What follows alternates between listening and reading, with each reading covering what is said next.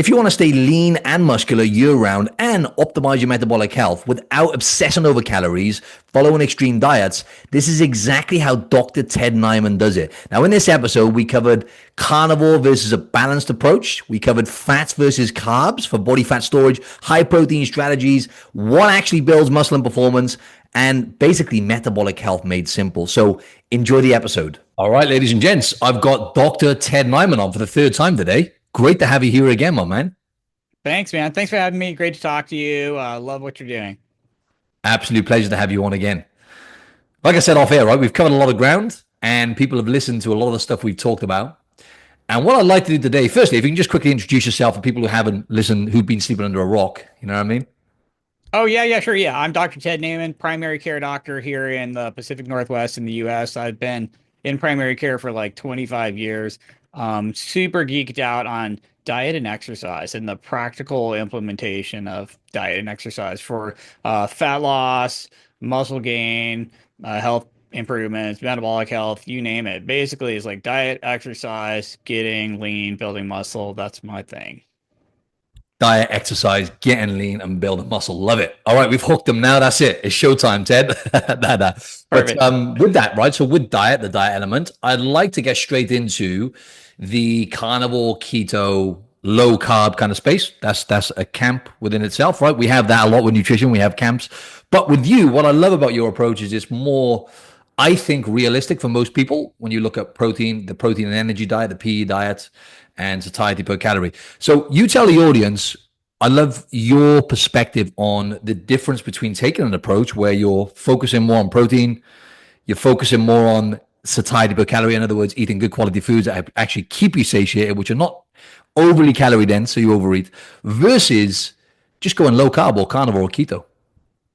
Right. So, well, first of all, a little bit of background. I have basically had a lot of experiences with religious type dieting, right? So I was raised Seventh-day Adventist, and everyone was basically vegetarian or vegan for religious purposes. You know, eating meat's a sin or something crazy like that. I don't know. So for whatever reason, I was kind of susceptible to diet religions, right? I trained my for medical school. I went to Loma Linda University in Southern California. It's this famous blue zone mecca where everyone's plant-based, vegetarian, vegan, blah blah blah. I'm sure you have all the Adventist, Loma Linda meatless products in your grocery store, even there in Australia, right? So they have this big health message, meat's going to kill you. It's basically a sin, something. So I got sucked into a bunch of religious diets. I was paleo, I was low carb, I was keto, I was carnivore.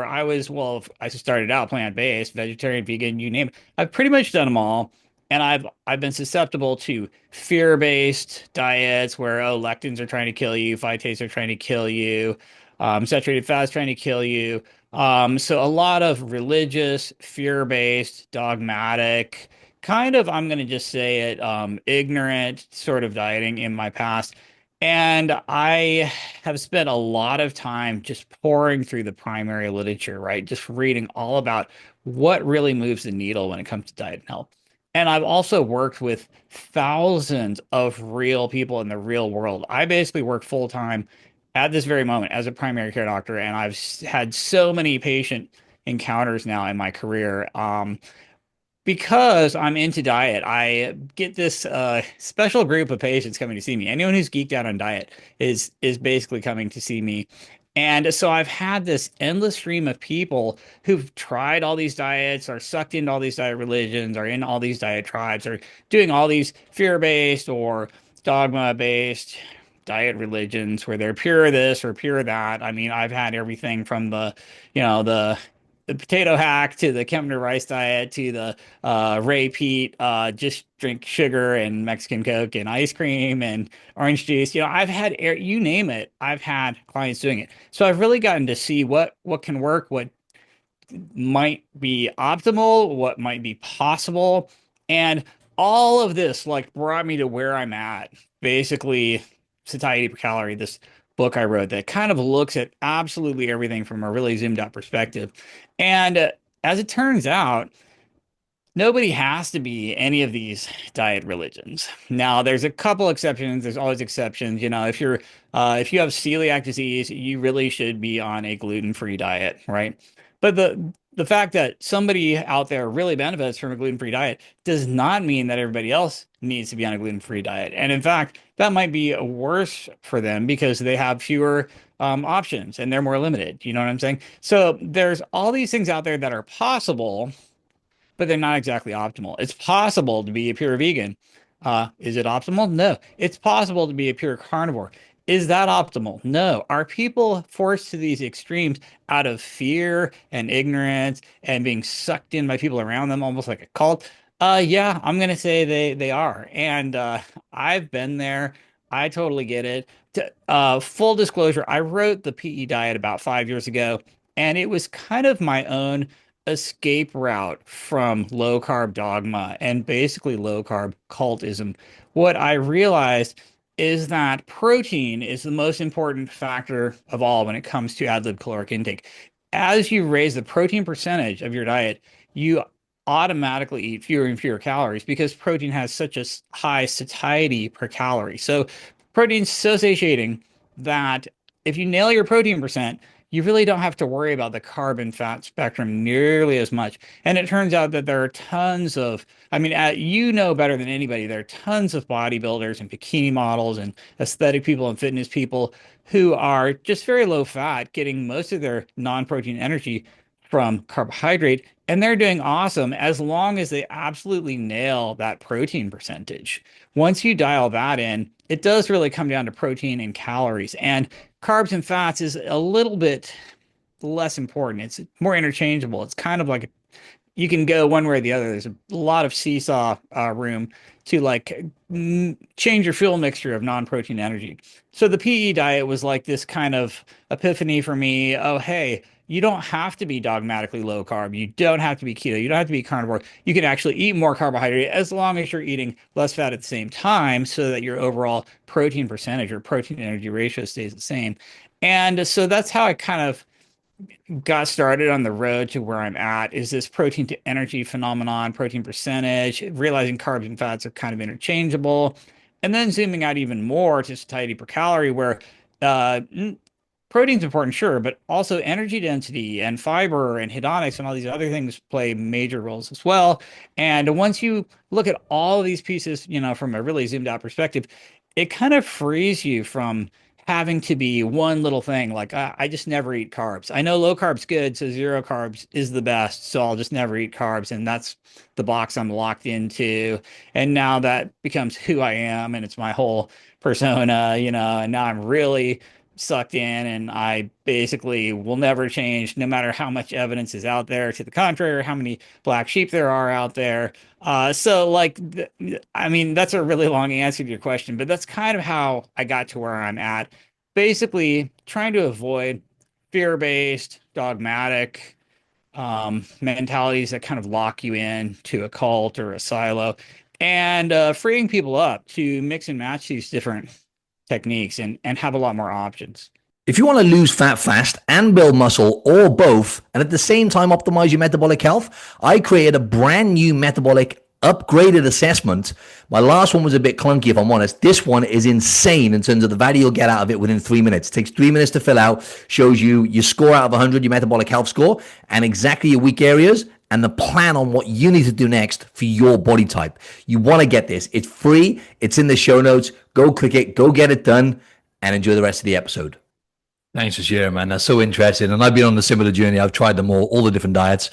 And it is, Ted, it is literally like a nutrition nowadays, religion. It can get so dogmatic. But going back to what you were saying there, so people will say low carb. I get this a lot because I've coached loads of people as well, hundreds over the years. Low carb works for me. So I'm always going to go back to that. Keto can't work for me. But a lot of the times they actually, for example, they'll gain the weight back they lost.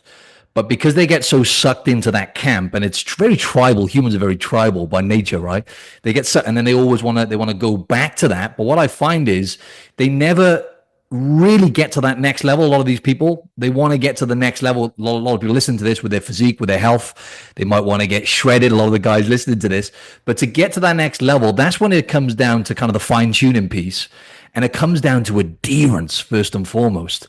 And I think without blowing our own trumpets, the level we're at with our physique now, and you could probably attest to this, it's just a byproduct now, right, of how we live. It's a healthy lifestyle.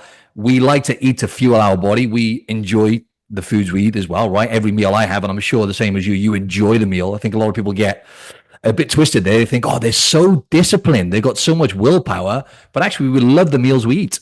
And it's empowering when you're kind of like just hitting a protein target, for example, consistently.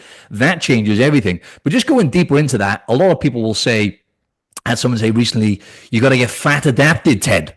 Right. So when you go in carnivore or keto, it takes 6 months to get fat adapted. And full transparency, Ted, I did carnivore for like a month before. And I think someone commented recently, said, you need at least 3 months, using the excuse because I couldn't get enough calories in. I tested it out and I felt better having carbohydrates. They were like, it's an excuse. You need to do the 3 months to get fat adapted. So give us a little bit of a lowdown on that, Ted. I guess fats, getting fat adapted versus like a lot of people, most people, they do better when it comes to going back to what you were saying, optimal health, having some carbohydrates. Yeah, and it's really there's a lot of seesaw action there. And the reality is there is no perfect diet. There's no ultimate solutions. There's just trade-offs. So the fat adaptation thing is cool. As you get more and more fat adapted, you can go longer and longer and longer between meals. So it's very easy for fat adapted people to just slip all the way down to one meal a day, one giant meal, tons of fat. It's great for low intensity, super long duration exercise. You can, run an ultra on no calories. You do get to this point where you're very, very good at using fat. But there's a major trade-off. First of all, the second you eat any carbohydrate, your blood sugar's in a diabetic range. This is normal mammalian physiology, right? So any mammal that's an obligate carnivore, like a cat or a dolphin, if they eat any carbohydrate at all, their blood sugar just immediately spikes into a diabetic range. And the same thing happens to very, very fat adapted humans. This is adaptive glucose sparing. It's a physiologic insulin resistance. It's kind of no big deal, but it further locks you in to this, I can't eat carbs. You become very carb intolerant on purpose from your body's point of view, which is a cool party trick. And if you're living at a super high latitude, if you're in the Arctic and you're not getting carbs, for like a year, that's where you want to be. It's going to be great. And it is desirable, and it's just cool that your body can switch back and forth. But you lose out on that high end, right? You're not as good on the glycolytic side. Your ability to use glucose and do a lot of glycolytic stuff is not as optimal as it would be if you were somewhere more in the middle. And your blood sugar, if you put on your CGM, you're like, oh, I knew carbs were bad. Look at my blood sugar. I will never eat blueberries again. I'll never eat fruit of any kind. It's just nature's candy. And you really just get locked in even more. And so that's kind of the trade-off. Now, you can actually do the same thing with carbosis. You can feed any mammal just tons of dextrose. Just if they get most of their calories just from straight sugar, they will get more and more carb adapted. And you get to the point where you can eat a ton of carbohydrate without your blood sugar going up very much at all. And you actually get the reverse.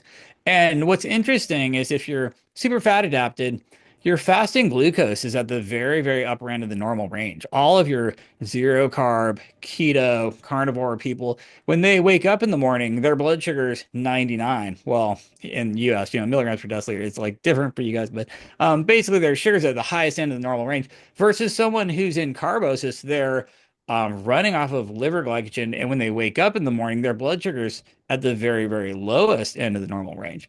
It doesn't really matter whether you're on the super high carb or the super low carb, your A1C is going to be the same. And we have a bunch of studies showing this, that you have the same 3 month glucose average, same hemoglobin A1C. And it's really more about just switching that hybrid engine and tuning it for one or the other. I'm really honestly, and I talk about this in the book a lot. There are these possibles on the extremes, but it's never really optimal. Optimal is always somewhere more in the middle. And anytime you have something that's super polarized, where there's somebody over here saying this is the best, and someone over here is like this is the best, you basically know the answer has to be somewhere right down the middle. And optimal is probably going to be closer to the middle than either end. So it's cool to see this physiology, but that doesn't mean that anybody has to do it. And again, in the book, I talk a lot about possible versus optimal.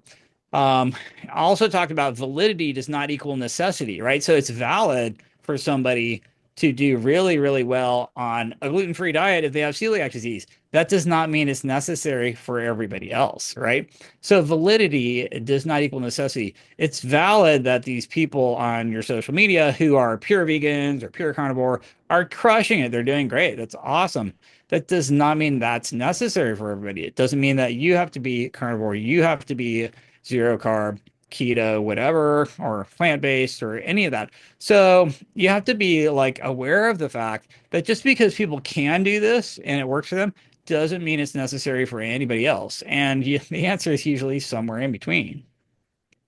Absolutely. Somewhere in between. A lot of people do struggle with that, though, right? With nutrition, because if you look at the average person, a lot of people have struggled with their weight. They've struggled with, because we have these foods now, which we've talked about before, right?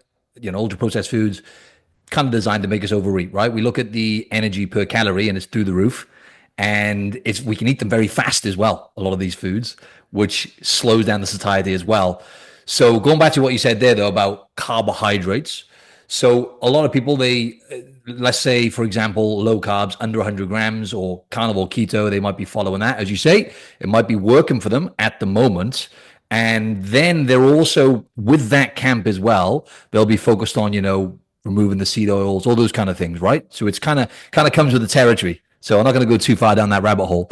What would you say, based on all the people, like thousands of people you've seen and stuff as well, with carbohydrates, and not all carbohydrates, you've talked about this, carbohydrates treated equally. So we've got the refined sugars, then we've got the potatoes, the rice, all that kind of stuff.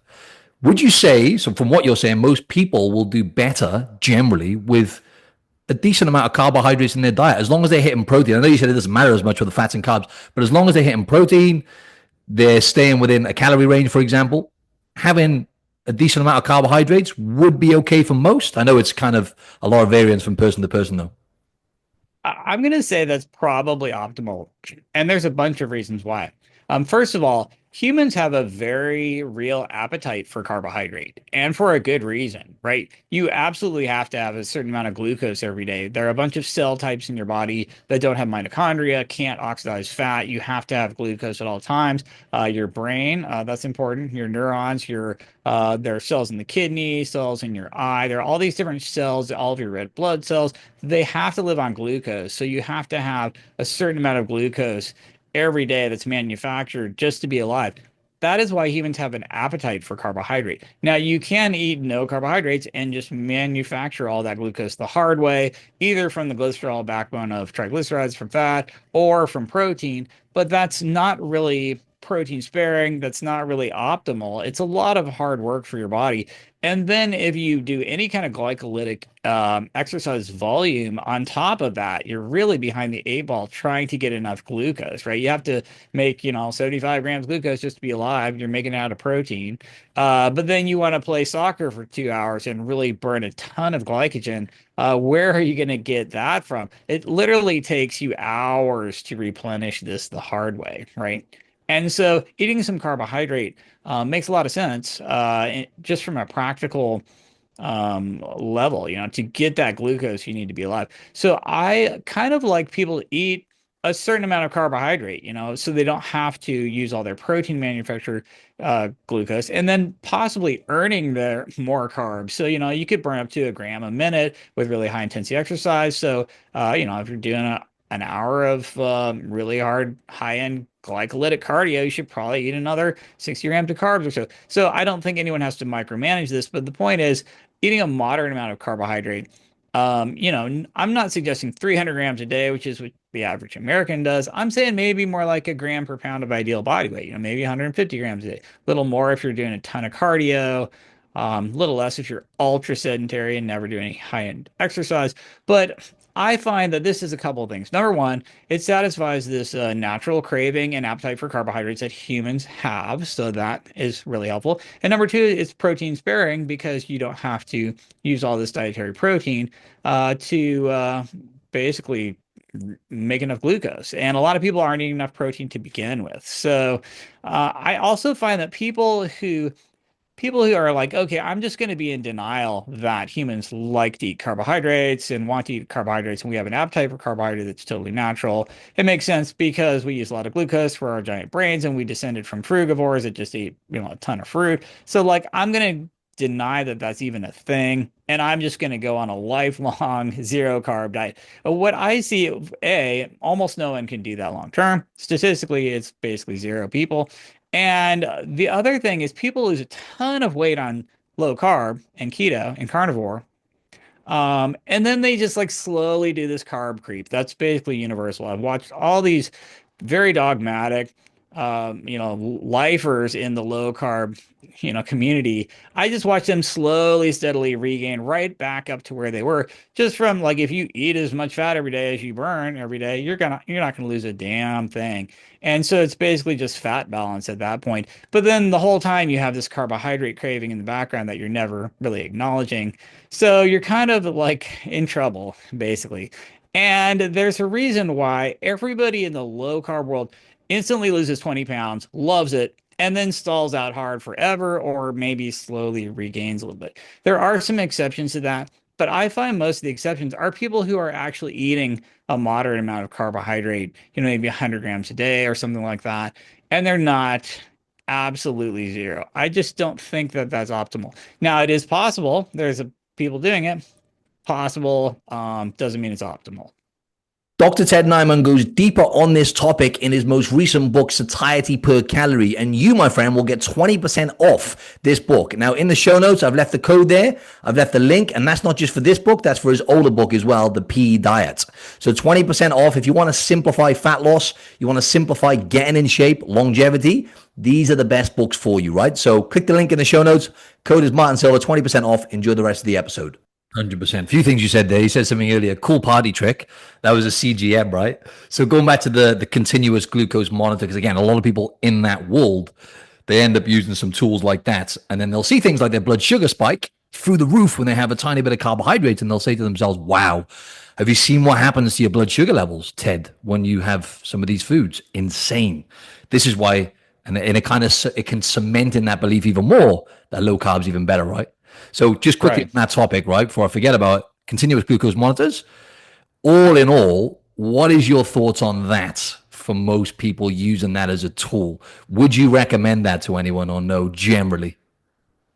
I mean, if you're a type 1 diabetic, it's life or death. I absolutely love CGMs for anyone who's diabetic, especially anyone on insulin.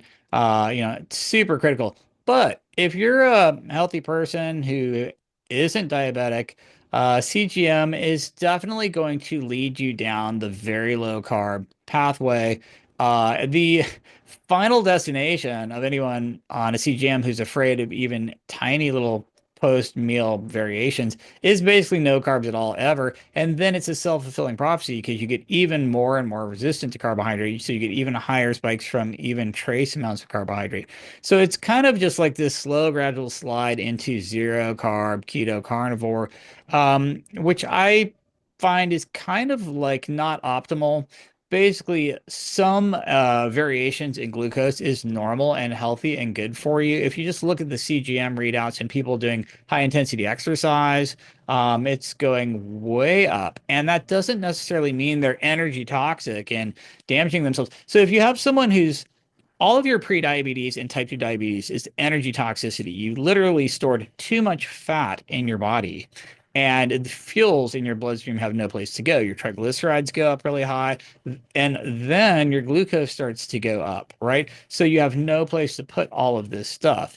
If you're if you're eating more and more fat, right, and you're not eating carbohydrate, all these fats in your bloodstream just go up. Your triglycerides, your free fatty acids, and even if your glucose isn't that crazy, you might still be energy toxic and having problems from pre-diabetes, insulin resistance, and all of these things, even if your glucose isn't spiking up crazy high. And also, if you're fully diabetic, most of the damage is occurring honestly from lipotoxicity, fat toxicities, and the glucose is bad, but What's the underwater part of the iceberg there is the energy toxicity, mostly from too much fat in your body. So if you look at the total amount of glucose in anybody's body, it's pretty small. You got 300 grams glucose in your muscle, 100 grams in your liver, and like 5 grams in your bloodstream. That's it. Boom. Look at a type 2 diabetic whose blood sugar is crazy high. They have 300 grams of glucose in their muscle, 100 grams in their liver, and 10 grams of glucose in their bloodstream. Like, if you look at the amount of carbohydrate and glucose in the body of an uncontrolled diabetic with severely high blood sugars, it's a couple of grams higher than you or me. The difference is they have just a shit ton of fat in their body, like out of control. Every fat cell is at its maximum diameter. They filled up all their subcutaneous fat. Now they filled up their visceral fat. Now they filled up their liver and their pancreas. And only after you've completely filled your muscle with intramuscular triglycerides, all your fat cells, your visceral fat, your liver, after all these muscles and organs and storage depots are filled with fat, then the glucose starts going up in your bloodstream. And then you're diabetic and you really just have 5 extra grams of glucose in your whole body compared to a non-diabetic. So the underwater part of this type 2 diabetes iceberg is just like a massive amount of overfatness and energy toxicity from overfatness. And the other fuels in the bloodstream, like the triglycerides and the free fatty acids, these are actually just as dramatic as the glucose or more so, except we don't have a little CGM for free fatty acids and triglycerides and other fat-based fuels in your bloodstream. You know what I'm saying? If we did, we'd be like, oh, shoot, I shouldn't eat so much fat. What the hell? So like it's kind of not fair. 100%. There's so much you said there that I want to touch on. And with people, you said about carb creepers earlier. So some people, they'll go back to old behaviors, right? So what they'll do, they'll go low carb. And this is not attacking carnivores and low carb, right? We're just trying to, get some different perspectives here. And I see the same thing a lot. They don't, and it's not from eating potatoes and berries, right? I've never heard one person say, I went low carb or carnivore. Before you know it, then I started gaining weight. What they'll say is, I started eating carbs again, and then my weight started going up, but it's never potatoes and berries, for example, and then I was back to square one, right? It's refined sugars, it's processed foods, which a lot of people, number one, when they switch over to these diets, they're having really low protein, right, Ted? And then they ramp the protein up, and then boom, they're more satiated. Naturally, they start losing weight, and they start eating less calories. Because again, going back to what you said, just to clarify, when protein and calories are equated for, right? Fats and carbs make no difference to body composition, to fat loss. Just to clarify that for the audience, unless I've missed something there.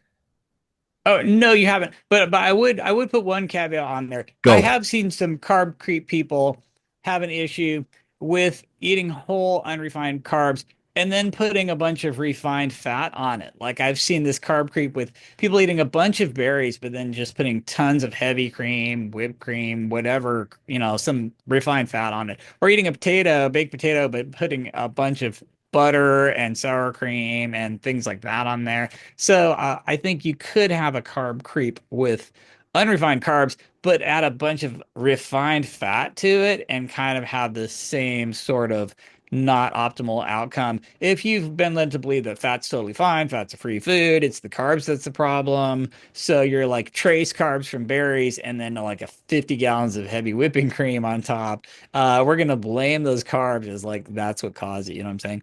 So I think you could have some carb creep with natural carbs if you're just freebasing the fat. If you're just like, oh, fat's fine. I open my fridge and it's just like butter, heavy cream, and that's it. You know what I'm saying?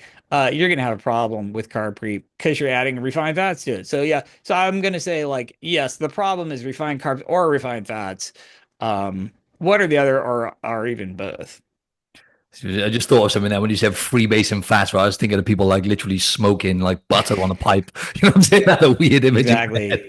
It just, Hmm. but that I'm so glad you cleared that up because that's where I was going with it. But I went a little bit off track there in terms of the fat. So when they're having these foods, yes, they might be having more berries and more good quality foods or whatever, but then they're adding in the extra fats. And it's very simple. There's like 9 calories in a gram of fat versus 4 calories in a gram of protein, 4 calories in a gram of carbohydrates, right? Have I got that right, Ted, Right. there and about? Hmm. Absolutely. Yep. So they're adding the fats in, and they think fats is like a free food. Going back to what you said, keto, and maybe they haven't tracked as well, right? Tracked food before a lot of the time, so they're not aware. They're just not aware of even adding olive oil, for example. Have a tablespoon of olive oil is good for you, right? Antioxidants, blah, blah, blah, really good Mediterranean diet. You know the approach, and they're adding it in, and they don't realize over the space of a week it's probably over 1,000 calories just in oil they weren't accounting for or weren't even aware of, or bulletproof coffees, right, where they added butter into the coffees, those kind of things, and all that adds up to a lot of calories, which literally could be the difference for a lot of people between losing fat or gaining it or staying the same, right? But you mentioned then about I want to go deeper into the carbohydrate and fat thing, right, in terms of converting into body fat. There's some research to show that fat, for example, can convert, has a higher efficiency rate of converting into body fat than, for example, definitely more than protein, but also more than carbohydrates. Now, I know, Ted, that's kind of splitting hairs because calories are the most important thing, right? Are you in a calorie surplus? If you're eating more than you're burning, you're going to gain weight, the end. But what would you say on that? Is there a difference there in terms of the conversion to fat? Yeah, absolutely. And there's two things people need to know. First of all, fat's easily stored as fat. Like it's the easiest thing ever. The thermic effect of fat is only 3% of the calorie. Basically, it takes 20% of your protein calories just to deal with protein, right? To basically strip off the amino group and deaminate it. And by the time you're done processing the protein, you've lost a lot of calories to digestion. And the same thing is true of carbohydrate. If you're trying to store them as fat, it's quite expensive. You lose about 15% of the calories if you're trying to convert carbs into fat and then store them. Not really true with fat. Fat's very passive. It's very easy to store. It's actually the easiest macro to just store as fat. Doesn't really cost you hardly any of the calories. It's super easy to go from dietary fat to stored fat. Um, Carbohydrates a little different. If there's room in your muscle for glycogen, those carbs get sucked out of your bloodstream and your muscle grabs them pretty hungrily, especially if you have a ton of muscle and you've done any kind of glycogen depletion workout, your muscles just hoover the glucose right out of your bloodstream on the first pass. None of that's going to end up as fat. You have to super saturate your muscular glycogen, and only then are you going to start storing some of it as fat. So you literally have to eat hundreds of grams of carbohydrates. Your average moderately active person is going to have to eat 500 grams of carbohydrate. Then they're going to actually start performing de novo lipogenesis and converting into fat. But that is going to be more calorically expensive than just storing fat as fat, which is super easy. So there's a couple reasons why carbohydrates a little safer if you're trying to be as lean as possible, which is why 99% of the bodybuilders out there are literally more worried about fat grams than they are carbohydrate grams for a very good reason. Because, most of your bodybuilders and bikini models and fitness people, as you well know, you're depleting a lot of glycogen doing these very, very high end resistance training to failure. You have some room in your muscle for that carbohydrate. Like it's going someplace, right? Not really true of fat. Like pretty much every bit of fat you eat ends up in your fat cells, where it may or may not leave later if you're on the Stairmaster for an extra hour or two. So that's why, your bikini models are keeping the peanut butter in the freezer so they can only just chip out a couple little grams of it, because otherwise they'll eat the whole jar, right? It's the fat that you're really worried about. And somehow we got into this like carbohydrate insulin model where, well, because fat doesn't spike your blood sugar or your insulin, you can't, it's basically fine. You're not going to get fat from fat. And that's just kind of not true.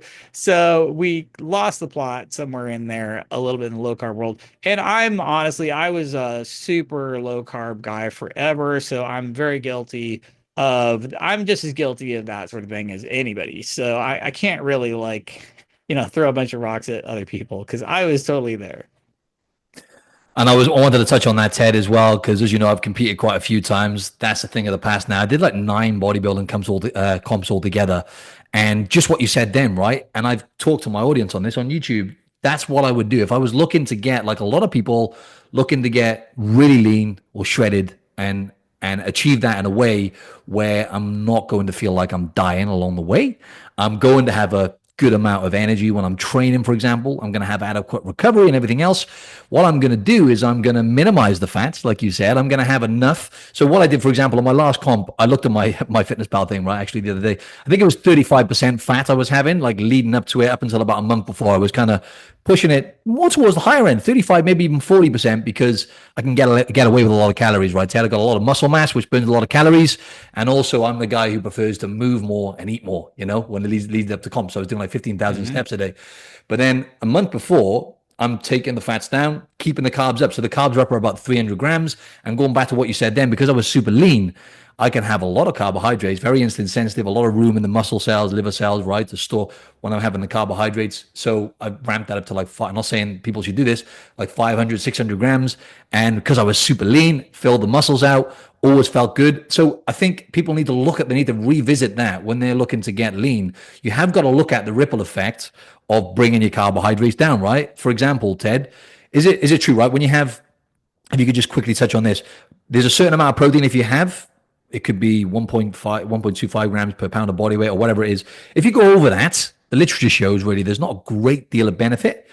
Would you communicate it that way with like fats as well? And how would you communicate that with carbohydrates in general? Because I know there are a lot of benefits from having a decent amount of carbs for a lot of people, right? Depending on what the goal is, of course. Absolutely. And I talk about this a lot in the book. So I basically look at each macro, and there's this U-shaped curve where you can live with way less or way more, but you have very diminishing returns. And the sweet spot is somewhere in the middle. And honestly, with all three macros, it's about the same. You don't want to go below 20% of any of the macros. You really don't. You don't want to go above about 40%, right? So like protein, 20 to 40%. You don't really want to go below about 20% protein. If you look at all the, if you look at the National Weight Loss Registry, this is anyone who's lost more than 30% of their body weight and kept it off for 2 years. Like anybody who's a successful dieter, they're all getting their protein up to like 19, 20% minimum. And then if you're a bodybuilder, you're living more up like 30%. If you're in show prep, you might be 40%. You might be even higher than that, just peak week, the very last week or two. So this 20 to 40% protein is amazing. Like if you don't, but going higher, it's basically you're just going to be starving all the time because you can't get enough energy calories from protein because the thermic effect, the cost of digestion is too high. But going lower is probably going to be a fail because you need this protein to have as much lean mass as possible. Carbs is the same way. 20 to 40%. If you're going under 20% carbs, you're really losing out on all these satiety benefits from fiber. If you're not eating enough carbohydrate to get 20% of your calories, you're probably not getting enough fiber. That means you're leaving money on the table when it comes to satiety per calorie. All this soluble fiber is super satiating for hardly any calories. And there are also micronutrients that carb foods have that meat kind of doesn't. Like all of my pure carnivores, a little bit lower on folate, a little bit lower on magnesium, a little bit lower on thiamine. This is just the way it works. Vitamin C, like you're probably going to have a nutritional penalty if you're trying to go lower than 20% of your diet from carbohydrate, not to mention this appetite for carbs that humans naturally have. But then if I'm going over 40%, I'm kind of like diminishing returns there too. You can go on the Kempner rice diet and get, 60% of your you can be a fruitarian like these crazy vegans on YouTube, and you can basically get like 60, 70, 80% of your calories from carbs, but it's really diminishing returns because you also need some fat and you also need all this protein, right? So fat's the same way. Nobody is going below 20% of calories from fat, even in bodybuilding prep. Like you just don't go below 20%. Your testosterone's going to nosedive. You're not going to get enough fat soluble vitamins. You might be at a risk for essential fatty acid deficiency because you have to have essential fatty acids. So it's a real mistake to shave any macro less than 20%. But it's a mistake also to go over 40%. Like if I'm going to get more than 40% of my calories from fat, that's kind of just dumb because I'm really taking away from protein, which is what I want to support my lean mass, and then carbs so I can do this high-end glycolytic training and things like that. So you're uh, while it's possible to eat way more than 40% from either fat or carbs or even protein, it's not optimal. While it's possible to shave even lower than 20% on carbs, fat, or protein, not optimal. So all three of your macros, boom, 20 to 40% of calories. Like probably a mistake to go higher or lower than that on any of them. And that's why I really like to look at the big picture. You know what I mean? Putting all your money in the carb basket or the fat basket or even the protein basket, probably a mistake. And somewhere in between is kind of optimal. That's why all of your bodybuilding splits are going to be a 40, 30, 40, 40, 40, 30, 40, 30, 30. They're like you're doing something in the 20 to 40 range with your macros percentage wise pretty much all of the time. Same thing is true when it comes to grams per pound of ideal body weight, right? Like you don't really want to go less than, you know, 0.75 grams per pound of ideal body weight. That's like 1.6 grams per kilo of ideal body weight. Protein, Um, yeah. right, with protein. And you don't really, and then going way higher than like maybe 1.25 grams or around 3 grams per kilo of ideal body weight, you're probably just wasting your time there too as well. So there's really a sweet spot for all three of them. If you're looking at absolute grams per pound of ideal body weight or kilo of ideal body weight or percentages, there's this U-shaped curve. And in the book, I have these pictures and these graphs, the U-shaped curves, exactly where you want to be, both absolute grams of carbs, fat, and protein in terms of ideal body weight, and also percentages of calories, and you kind of want to be in the middle. Like all of this polarized stuff is possible, but not optimal. So throughout the book, I talk about this U-shaped curve where there's a kind of a sweet spot zone that's fairly wide. You have lots of room to move back and forth and individualize it, but you really don't want to be down at the ends. It's just not optimal. Yeah, man, makes a lot of sense. Right, I want to quickly get into the fiber real quick and nutrition in terms of nutrients that you get from food. You mentioned about magnesium, vitamin C. That's a big one. A lot of people in I'm going to keep going at I'm not going at the carnivore space personally here, right? We're just having an open conversation. But people in the carnivore space, they'll argue that with, I don't need as much vitamin C because I absorb it better. When you have a bunch of carbs with it, it cancels out a lot of the vitamin C. There's still things like that. And then fiber, going back to what you said, by the way, my best friend when I'm getting shredded for comps is potatoes. So I'm having a lot of fiber from potatoes. I'm having some vegetables as well, but mainly potatoes. And I'm having my meat, chicken thighs. I can get away with more fat because of my calorie intake, or chicken breast, right? Is the typical. But those two things together with the fiber that I'm getting from the potatoes, and I'm getting carbohydrates into the tank as well, which I'm going to get some benefit from. It never used to fail me, right? So, it's a couple of things just to wrap this up. Then, so fiber. Would you? Because a lot of people say you don't need fiber; it's not an essential nutrient in that space. And then things like vitamin C and nutrients. Is it likely that number one, not having enough fiber is not going to be optimal for a lot of people in that space with the carnivore, and number two, that they're going to end up with little nutrient deficiencies or suboptimal amounts of nutrients like vitamin C and magnesium you touched on there? Yeah, absolutely. So the fiber thing. Humans eat until they get two things. Number one, enough protein. Protein leverage. We have all these studies. You're basically going to eat and eat and eat until you get enough protein, and only then are you going to stop. This is conserved in pretty much all animals. You eat until you get enough protein. So protein's huge. The second thing you do, though, is eat until you get a certain weight and volume of food, right? So basically, humans eat like 1.5 to 2 kilos of food a day no matter how many calories are in there, more or less. That's 3 or 4 pounds of food a day. You're just going to eat this certain mass and weight and volume of food. The weight comes from water, so foods that are higher in water are more beneficial. The mass and volume comes from fiber, right? So you basically want to eat as much protein, water, and fiber as possible, so you can get the amino acids from a protein for satiety, the weight from water, and then the volume from fiber. So you're kind of leaving money on the table if you're eating no fiber at all. The volume of your food is much smaller, and you're not getting this stretch receptor phenomenon in the small intestine, in the stomach. That's where you get all your GLP-1 release. You know what I'm saying? You get a ton of, like, let's say you eat 10 pounds of asparagus. It takes so long to digest. It mechanically distends the lower small intestine, and that's where all your GLP-1 comes from. All the K cells down there release all this natural GLP-1. So you could basically, if you can't afford Ozempic, the diet plan is eat, a pound of skinless chicken breast and a pound of asparagus an hour before each meal 3 times a day. You're so full from the weight and the volume of the protein, you're just not hungry at all. Your intestines are like, okay, do not eat anything else. We've got like all of this asparagus in here. It's going to take us all day to digest it. So you are officially not hungry. That's what GLP-1 is. And you get a lot of that from fiber. If you decide, well, fiber is not essential, it's totally true. Fiber is not essential, but it gives you a crazy bang for your buck, satiety per calorie. Like your soluble fibers, maybe 2 calories per gram. Insoluble fiber can be as low as 0 calories per gram. So overall, you're getting like 1 calorie per gram from this fiber, and it's giving you a ton of satiety.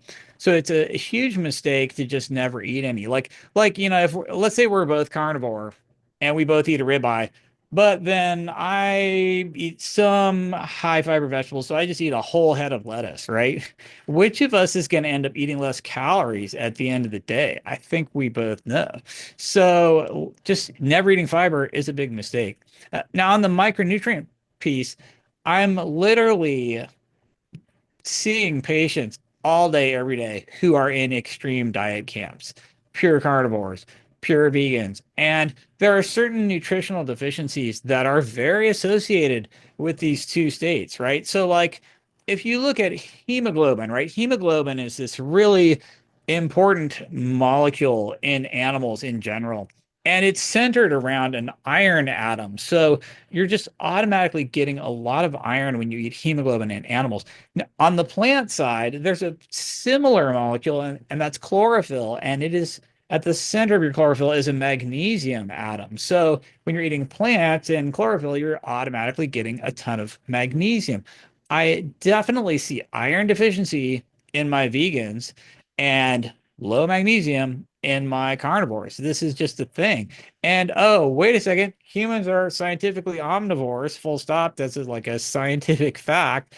And it turns out if you eat like some of both, you're like optimal, right? So again, a U-shaped curve, possible to be pure vegan, possible to be pure carnivore, not optimal on either end. Somewhere in the middle is really good.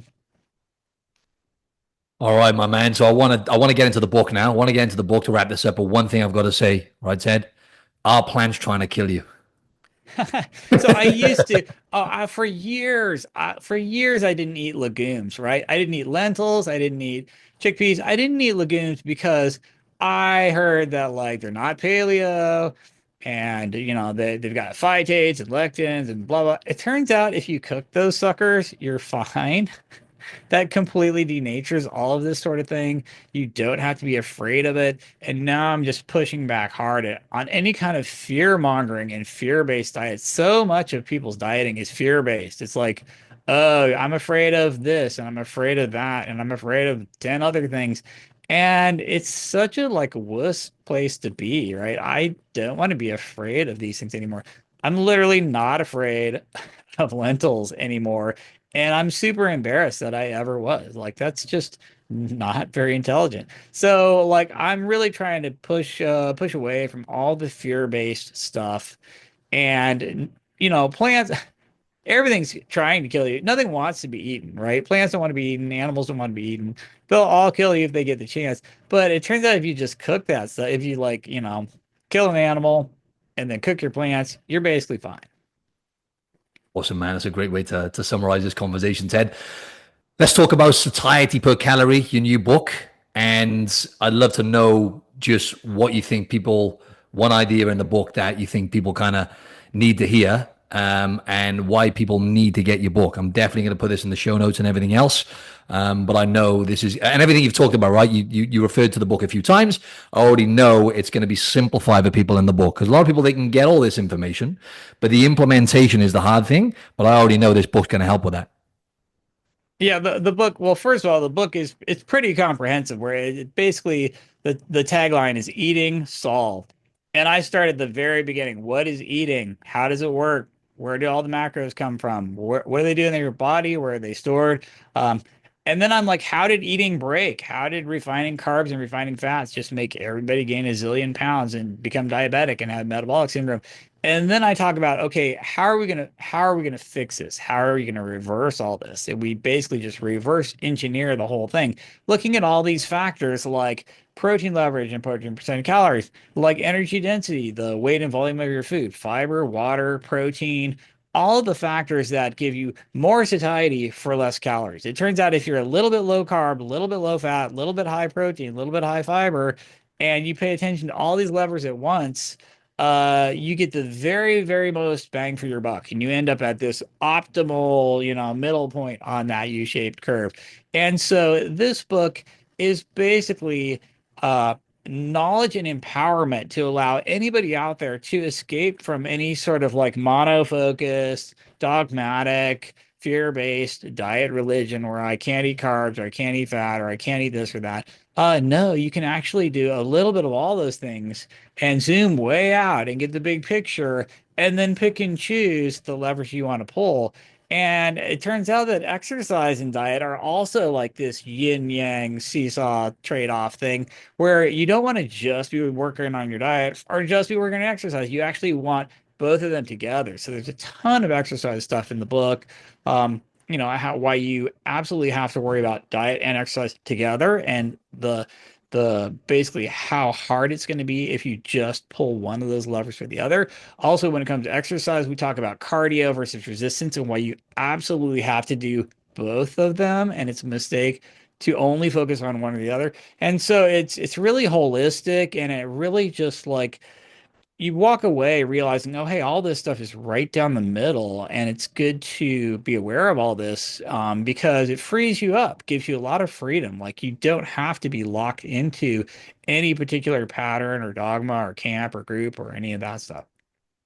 Awesome, man. Yeah, I'm going to share this into the show notes, and people need to get this if you're looking to really level up with your health, longevity, your physique, of course, right? You're naturally going to improve the way your body looks when it comes to you simplifying things and getting more towards the middle, which is, by the way, it's taken Ted and I a long time to get to that point, right? And I'm still veering back towards the middle. You can see, I've got the carnival books there behind me, right? I've read it all, I've applied it all, you know what I'm saying? And I've played around with things. And then it's funny how I always end up kind of coming back down to the middle now. Should probably eat more greens. But just so everyone knows, right? Ted and I have been there to the extremes. And Ted is obviously an expert in this field, right? So you got to get that book. I'll share it below. Where else can they find you, Ted? Well, I'm on all the socials at Ted Naiman. And the book, you can go to satietypercalorie.com or just anywhere books are sold. I am selling the book on Gumroad, and I have a money back guarantee where if this is not the single best book you've ever read on the general principles of diet and exercise, you get a full refund. With the caveat that you have to tell me which book was better so I can read it because hello, I want to read a book that's better than this. I honestly offered the same guarantee on the PE diet, and to this day, I haven't heard which book is better than that on the general principles.